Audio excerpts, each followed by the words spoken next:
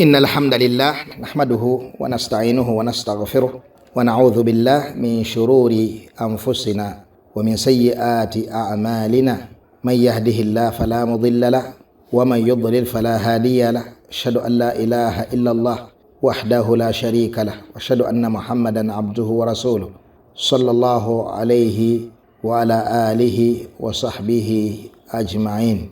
تشاري نبي الله تبارك وتعالى شمويل ألم ترى إلى الملأ من بني إسرائيل إذ قالوا من بعد موسى إذ قالوا لنبي لهم ابعث لنا ملكا نقاتل في سبيل الله.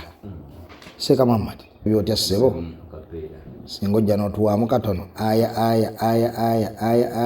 mpola ekyafaayo kino kubanga weekiri Allah yakinyumya bulungi kiri murattab tugende n'ekyo kye tulina insha Allahu ta'ala. Naam. أعوذ بالله من الشيطان الرجيم. ألم تر إلى الملأ من بني إسرائيل من بعد موسى قالوا لنبي له ابعث لنا ملكا إذ قالوا لنبي لهم ابعث لنا ملكا نقاتل في سبيل الله. Allah atunyumiza ku baamalao min bani Israel. Baamala be bantu abatambulirako ensonga. Naam, akati bano be banene omwali ba ulama ba wujaha ba politicians min bani Israel. Idh qalu linabiyyin lahum, bagamba nabbi waabwe Allah tugambye tiyamwogera wano linnya ne twamutegedde. Ib'ath lana malikan nuqatil fi sabilillah. Twagambye malik nga lamu eriko kasira abeera mufuzi kabaka. Nuqatil fi sabilillah, tufunire kabaka gwe twegattirako tukoyo okubeera obuwayiwayi obukundikundi fe abaana ba Isirayiri abo mu kitafoomu nsobi agatufuna amaanyi. Kino ekitutuuseeko Jaaluuta okubeera nga tufumiza mu nsi yaffe n'atwalako mayumba gaffe n'abaana baffe n'ebisigadde byonna bitutuuseeko lwakubeera ntweyawudde tuli buwayiwayi bukundikundi, n'ekyo twagala tufune kabaka tugatte amaanyi. Qatil fi sabilillah. Genda maaso. قال هل عسيتم إن كتب عليكم القتال ألا تقاتلوا. N'abagamba nabbi waabwe ono tinno bwe mbalaba ndaba nga temugenda kusobola kulwana. Ddala mwekakasa bwe munaalaalikibwako okulwana munaalwana, ndaba temujja kulwana bamwanukula. قالوا وما لنا ألا نقاتل في سبيل الله وقد أخرجنا من ديارنا وأبنائنا فلما كتب عليهم القتال تولوا إلا قليلا منهم والله عليم بالظالمين. قال هل عسيتم إن كتب عليكم القتال ألا تقاتلوا قالوا وما لنا ألا نقاتل في سبيل الله. Bamugamba nti kisoboka ng'ate abasajja batujjako amayumba gaffe, ensi yaffe ne bagitwala, abaana baffe be babalina, kale tuteekeddwa buteekwa okubeera nga tulwana. Tukifuna mu kutya konna nti nno yani twewaga bwewazi tugenda kulwanira ddala. Falamma kutiba alayhim alqital Allah kasabateerawo okulwana tawallaw beesanga bamazeemu omusubi illa qalilan minhum okujjako ab'omunyoto abatono ennyo be baasoba. Ne tugamba tawallaw tugenda kukoonawo. Ye Allah yennyini yali atuwulya engeri kaifa tawallaw. Genda maaso. وقال لهم نبيهم إن الله قد بعث لكم طالوت ملكا. Nabbi waabwe kyava akabatema n'abagamba nti kale Allah yanukudde kye mwagala era abawadde omukulembeze omukulembeze oyo Talut. قالوا أنا يكون له الملك علينا labanno ba mujahidu ونحن أحق بالملك منه ولم يؤت سعة من المال. ba mujahidu abali mukwekuba ku bifuba nti beteefuteefu eryanyi baliwulya baagala kulwana, kyebasookerako kwe kuba ebituli mu mukulembeze. nabbi waaba bagamba nti Allah abawadde ani alonze ambasada bambasindikidde busindikizi muntu munnaabwe RDC. inna allaha mazima w'ekitiibwa Allah kyemwagala akitegedde, kyemusabye yani kyemwagala akimanyi, kyemusabye akiwulidde, n'olwekyo ono gwabalondedde agenda kibatuusaako. si bwe kiri? bagamba anna yakunu lahu almulku alaina, nga kijja kityo okuba nti ye kabaka waffe. wa nahnu ahaqu bilmulki minhu, ffe tugwana obwakabaka si ye. lwaki? nsonga ki lwaki tabugwanira? oli ensonga gye bawa ya riziki. owulidde bulungi? riziki yereese eki? yereese omutawaana. Seeka Habibu Abdallah yagamba nti bw'olaba abantu baddaaweemu nga bamazima tebakayagana, bw'olaba bakayaganya engoma ekibatawaanya warizukuni yagamba ekibatawaanya warizukuni. kaakati bano subhanallah mu mbeera gye balimu waali basuubidde okubuuka obubuusa eri buli munadduka n'aleeta ekitala kubanga lwe bamusabye. Allah akoze eki? baga nti walam yu'ta sa'ata min almal, musajja mwavu abeere nga ye kabaka kufa abagagga.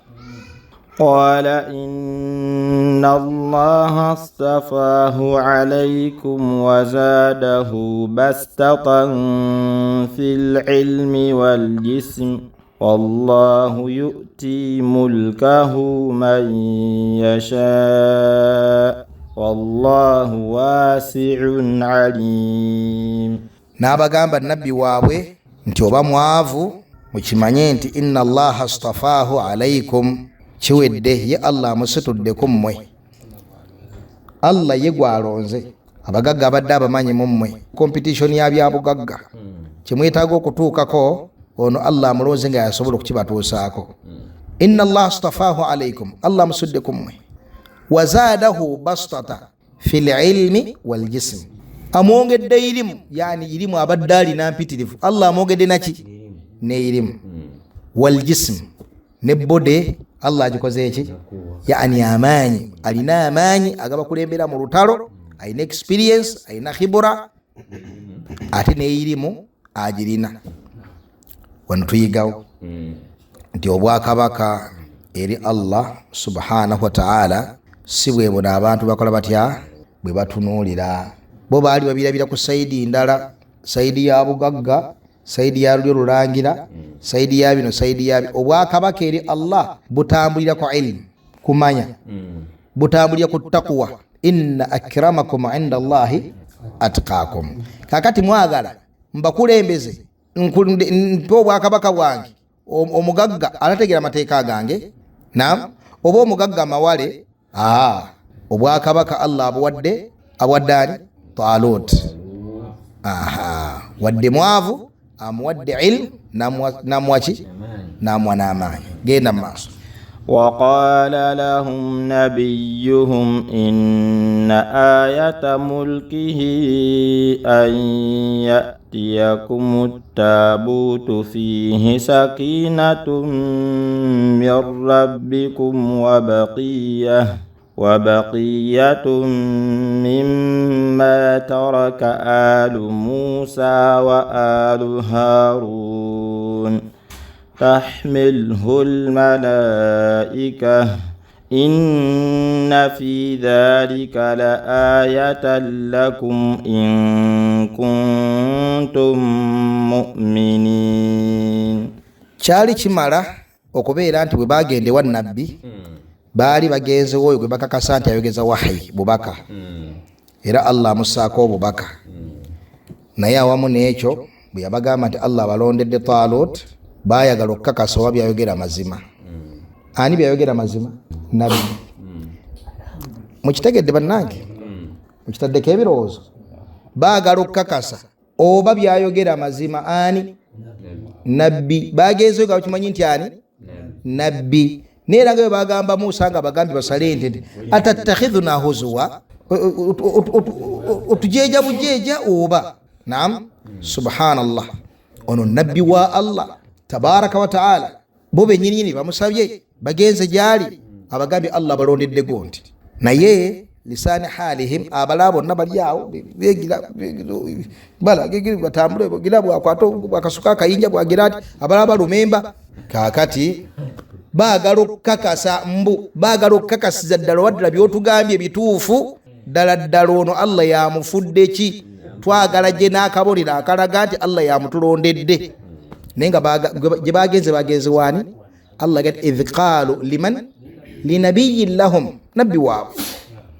genda maaso mukama wange وقال لهم نبيهم إن آية ملكه أن يأتيكم التابوت فيه سكينة من ربكم وبقية n'abagamba nti akabonero akoobwa akabaka bwe kulaga nti ye kabaka yennyini Allah gwabalondedde kwe kubeera nti mugenda kuba muli awo malayika egenda kugenda ew'omusajja oli mawale Jaluuta eyabagoba mu nsi yammwe n'awamba amaka gammwe n'awamba abaana bammwe emuggyeko sanduuka eri ayatiyakumu taabuutu takatuddeyo wano alifu ne laamu ogirabye alifu ne laamu wano ya taarifu si bwe kiri taarifu yaki al ahad adh-dhikri au al ahad adh-dhihni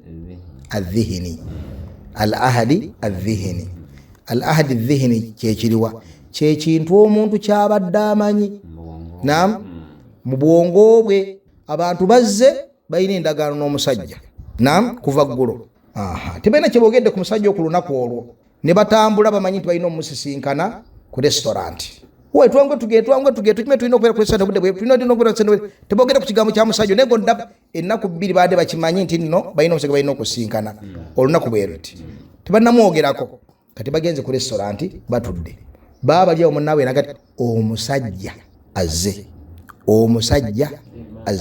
mu luzungu aba agenda gamba ati a man has come oba the man has come agamba the man has come kati the eno ya maarifu ogikozesa gwoyogerako akola atya amanyiddwa naye kati okumanyikwa kuno okwa the kwaki kukola kuba kwakimu ku bibiri imma al ahad adh-dhihni either kintu kibali mu mutwe nti oli yatuleese wano tetunamwogerako oba al ahad adh-dhikri okuba nti ayogeddwako atya kati ekyokulabirako kiriwa munnange waliwo omusajja atukubidde essimu wano n'atugamba nti tugende wali atusinkane ku restaurant lwe bamwogeddeko kitiibwa agambye tusimbulukuke kakati ne bagenda ne batuukawo batuuseewo baba bali awo bagira nsinga tajjege omusajja azze ogati the man has come ekibuuzo wano ekiri wano ahadi dhihini oba dhikiri oli gwe twogeddeko omusajja kati gwe tuliko wano kitegereka nga bwe kiri mu aya eri kama arsalna ila firauna rasula nga bwe twatuma firauna omubaka fa asa firaunu arrasula kati alifu ne laamu eziwano ya ahadi yaki ya dhikiri naam ne kati ekiri wano tulina ahadi ya dhikiri oba ya dhihini tulina ahadi ya dhihini lwaki ya dhihini tetulinayo sanduuke kubanga bannabbi bali ababiri baziikibwa mu madinatul khalil mu kibuga kya nabbi Ibrahim alayhi salatu wassalam n'okutuusa kyayitibwa madinatul khalil kati Yusufu bwe baatuukayo bamaze okugulawo baitul maqdis ne bamuziika madinatul khalil omwali mwaziikibwa Yaqub kubanga Yakubu bwayingira luddawa bwayingira emisiri bwalwala atuuse mu mbeera y'okuwulira nti naanafuye n'asaba abaana be ne bamuzaayo asobole okufiira taata we ani Ishaqa ne Ibrahimu bwe baali babaziikira najja nabeera nga weyaziikibwa nabbi oyo w'ekitiibwa Yaqub alayhi assalatu wassalamu kitegereka yensonga lwaki mu hadith nabbi Yusuf alayhi salatu wassalam tiyalama nti munfulumya nani n'ekitange ekikulaga nti kitaawo already yali madinati al-Khalil. Kakati Haruna naye bwe bamuziise ani omulala ne Yusufu bwe bamuziise. Kakati tusigazaayo tabut ayya atiyakum tabutu malaika egenda kujja anti mwagala kabonero kalaga nti nno ani Allah gwalonze malaika egenda kujja ngeri yetisse sanduke mugenda kula sanduke mu bbanga ngejja ewumuzibwa wakati wammwe kasamu nakiraba kale mumatire munnange anti muli ba mawali temumalaga matira mumatire nti ddala ono Allah yamukoze eki kubanga mu bibaluma ebibatudde ku mutima mulimu omugo gwa nabbi Musa alayhi salatu wassalam. Tabuute erimu ebintu by'abannabbi byabaliko kataga tabuute egenda kugireeta fi sakinatu min rabbikum wa baqiya n'ebyali bisigadde mimma taraka alu Musa wa alu Haruna tahmiluhu almalaika. Baba lyawo nga sanduke ekoze etya egobye ne bakakasa nti wamma ddala okakasa okwo kwa kitiibwa okakasa si kwa kitiibwa wabula kukulembeddwa okubuusabuusa nabbi kumpi kumuteeka kumulimbisa kukulembeddwa okusooka okukuba ebituli muntu gwe bategeeze gwe bakasiza nti Allah yamulonze kukulembeddwa ebintu bingi kati kale ku nkomerero bifaanana ng'ebyabali fadhabahuha ne bagisala wamakadu yafaalun bali babloka tunenyo gana kola batya kugisala khalas tukirize atukulembera ate atunakola ki khalas yalla bismillah yalla tukulembere naye nga mu mutima balaze nti si abadde wakola batya sigadde baagala tuli fenna era si abadde akola atya asaanira ne munnange na Jaluta gye yawawambako twagabye abajjako ebintu bisatu yabajjako tabuut yabajjako sanduke yaabwe n'abajjako n'abaana baabwe n'amayumba gaabwe kitegereka genda maaso ssebo. فلما فصل طالوت بالجنود قال إن الله مبتليكم بنهر. Kakati Jalut n'atandika okuteekateeka ejje kurutinga bangi bajja muki bajja bungi naye ng'okujja kwabwe kuliga kwa mucaka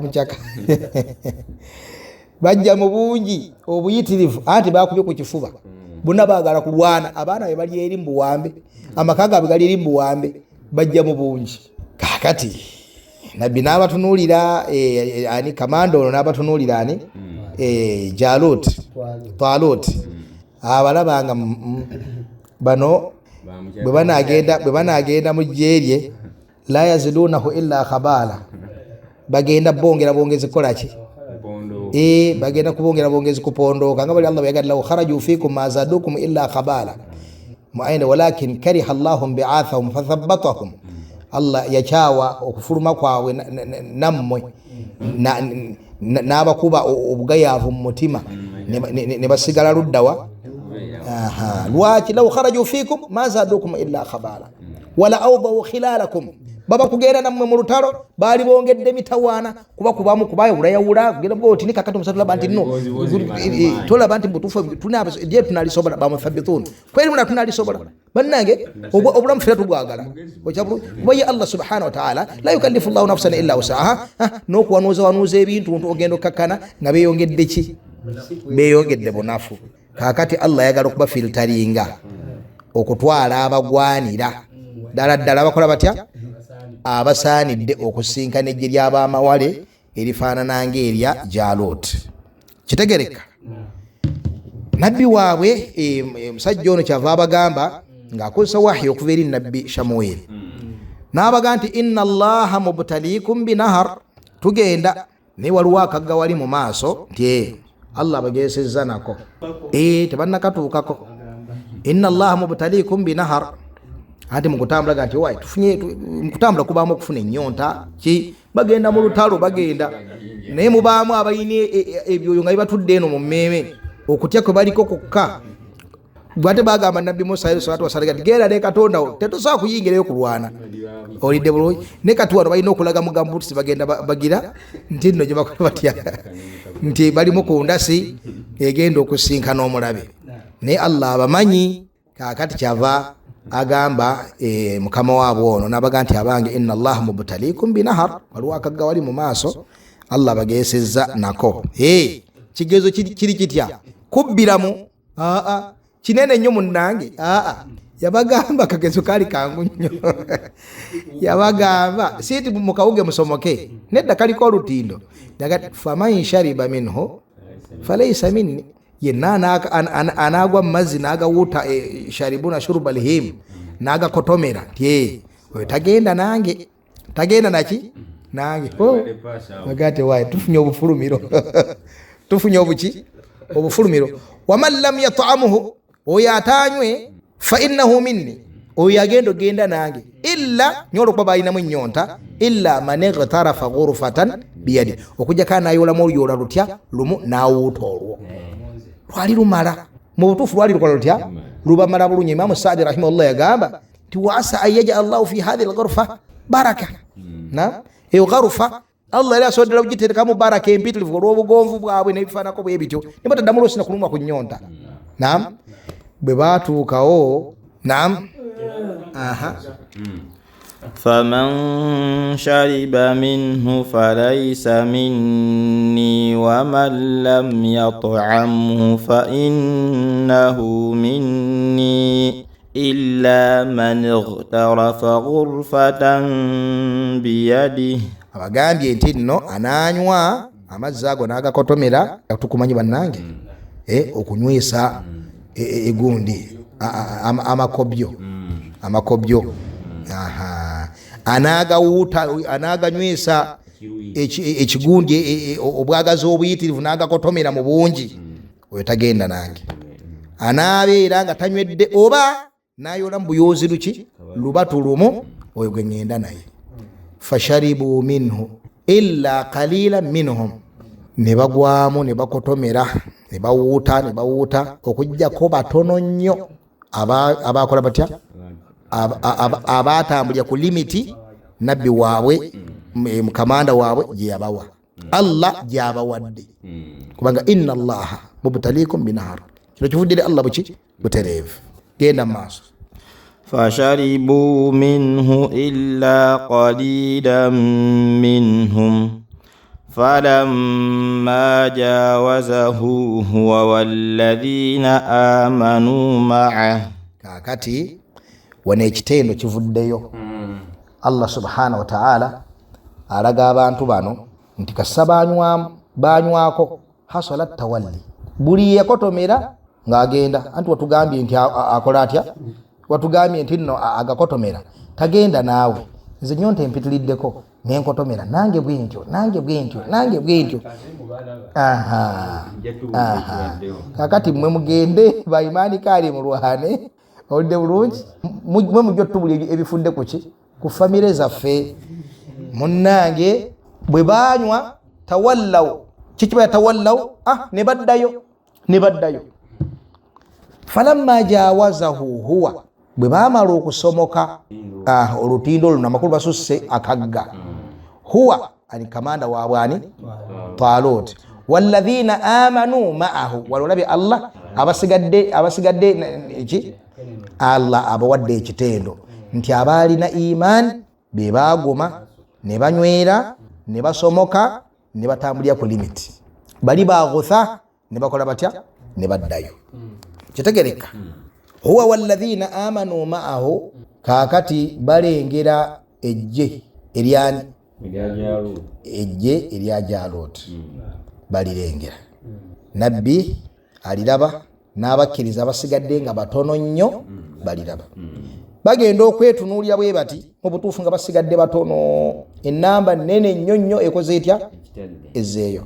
Qaalu kyebava bagamba mu mbeera ey'obuntu ti la taqata lana alyawma bijaluta wa junud abaali mu bo era nga bomanyi tebenkanankana imaani ne thabati naye bo bamaze okudda ku muteeko guli omukerenula omulungi naye n'ogwo omukerenula omulungi tegwenkana ki bunywevu na thabati Allah yamanyi nze naawe twali badde mubaani kwabo. Alhamdulillah, saba Allah era tusaba Allah tubereka siga twali ku muteeko ogwo tetwali badde mu abali abakotomera amazzi naye guno ogumaze okusomoka nze naawe twali badde mu ki, twali badde mu muteeko ki? Allah yasinga okumanya. Ala kulli hal, abebitiibwa abaalimu obunafu mubo ne bagamba bannaabwe ti la taqata lana alyawma bijaluta wa junuudi. Bagenda okutunuulira agasajja, bagenda okutunuulira obunene bw'ejje n'obungi bwalyo. Yani la taqata lana bijaluta wa junudihi, yani adaduhum wa uddatuhum, enteekateeka gye balina ebyokulwanyisa byokka bye balina bingi nnyo awamu n'ekyo n'ennamba yaabwe nayo nki ffe tusigadde ba munyoto, tusigadde ba lubato. Bannaffe na bakoze eki bazze la taqata lana alyawma bijaluta wa junuudi. Genda mu maaso. قالوا لا طاقة لنا اليوم بجالوت وجنوده قال الذين يظنون أنهم ملاقو الله كم من فئة قليلة غلبت فئة كثيرة بإذن الله والله مع الصابرين. قال الذين يظنون أنهم ملاقو الله. Ababali basinga kubannabo yaqini yokusinkana Allah. Adhanni wano esigadde maana yaki ya yaqini. Lwaki tetugambye tetukivunulidde ku dhanni kubanga la yajuzu kumukkiriza okubeera nti yadhunnu dhanna ajja kusinkana Allah nti alowooza bulowooza aba asuubira busuubizi yabeera mukafiri. Okusinkana Allah ne bw'obeera ng'okulinako 80% ng'okukkiriza ne bwena okubusabusa 20% obeera mukafiri. Ebyo ebintu ebifaanaganako bwe bityo bya aljazm alqati'. Mukkiriza tebinyegenya mu mutima, tebinyegenya mu mutima gwe. Aljazm alqati' okujjako khawatir, waliwo ebintu kitabiisa mutima nekitapaakinga nekiyitamu nga kibunoomu. Ebyo byo bimanyiddwa nabbi yabinyonyola bulungi nnyo nti nno tebubeera bukendeevu bwa imaani, ebeera wasiwasi ezze mu ggwe nebulwa paakingi mu mubiri gwo nekitegeeza nti oli muki, oli mukkiriza. Kaakati bano abamativu nti bagenda kusinkanaani Allah subhanahu wa ta'ala. Qala alladhina yadhunnuna annahum mulaqu Allah. Abakakafu nti bagenda kusinkana Allah ne bagamba bannaabwe nti kam min fi'atin qalila. Eno kam eyitibwa etya? Al-khabariya. Kam al-khabariya. Waliwo gye nnaayenda eyitibwa etya? Kam al-istifhamiya. Waliwo kamu ey'okubuuza.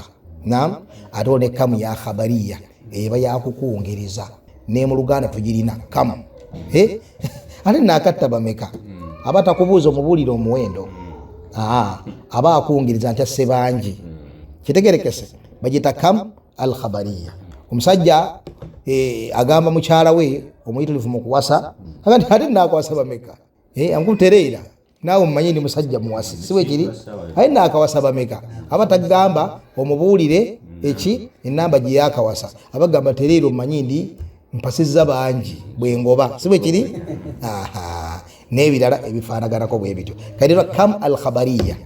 Kam al-khabariya tebaako kujanukula kuba kungiriza bukungiriza. Naam. Kam taraku min jannatin wa uyun. Baleka byenkana biki amakulu Allah ategeeza kiti baleka bingi. Kitegereka.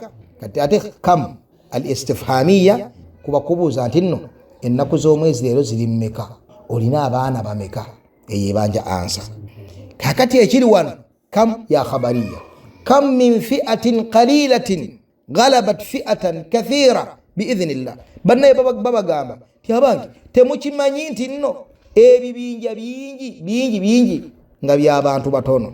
Kibaddewo emirundi mingi Allah akikoze nnyo era akikolera ddala abantu abatunda babeera nga bawangula abantu abangi.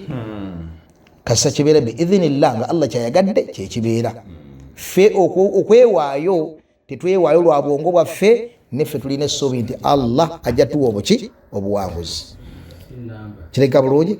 Kam min fi'atin qalilatin ghalabat fi'atan kathira biidhnillah wallahu ma'as sabirin. Era tuyigawo bwe kiba kiri ku mulembe ogwo nga bagamba nti kibaddewo nnyo kitegera nti tarehe w'ensi ebadde kuttiŋŋana na kulwanagana bameka bibaddewo emirundi emeka kitegera nti abantu bulamu bwabwe babadde kulwanagana kuttiŋŋana ntalo okutuusa lwe tusiikana maaso ga Allah falam yughadir minhum ahada teriyo muntu okujja agenda kujja annyonnyole obulamu bwe engeri yabutambuzaamu. Kakati banyweza bannaawe ne bagamba nti abange tunywere bunywezi, Allah ali wamu n'abagumiikiriza, wallahu ma'a sabirin, bangi nnyo abawangudde entalo nga babadde batono, kasaabeerako okusaasira n'okutaasibwa kwa Allah subhanahu wa ta'ala. Genda maaso.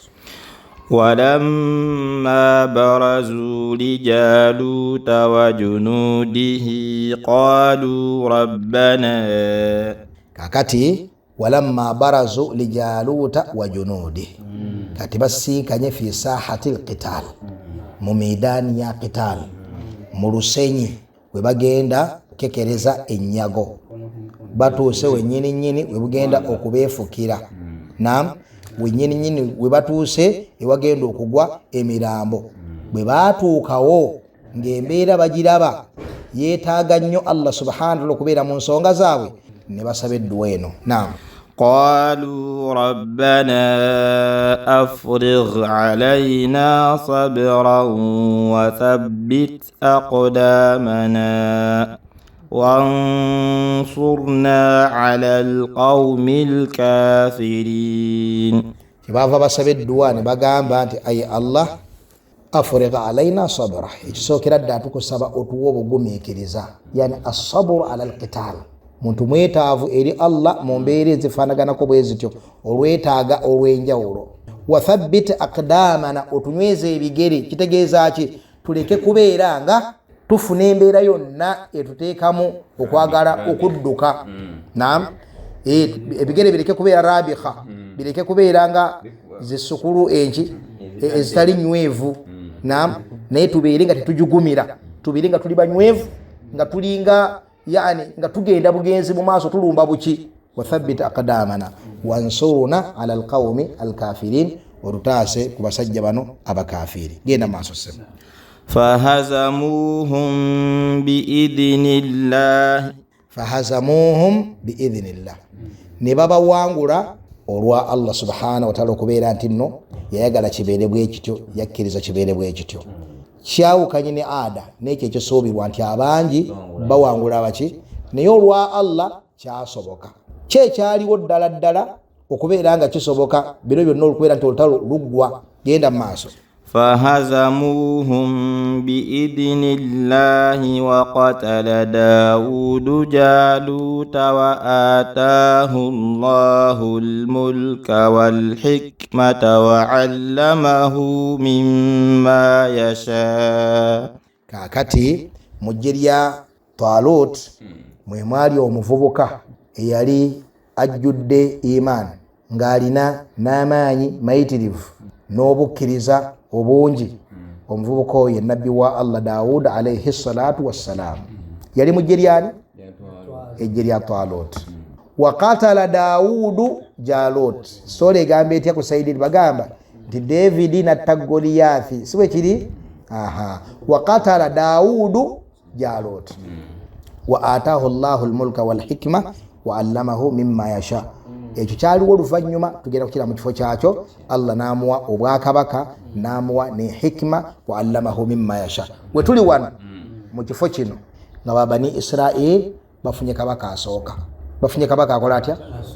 Tukyali mu asiru al-qada? Nedda. Kaakati tuvaayo tuyingira mu asiru ya muluku. Naam, ereyini oba regimu yabaki yabakabaka oba era yabakabaka mu babani Israel.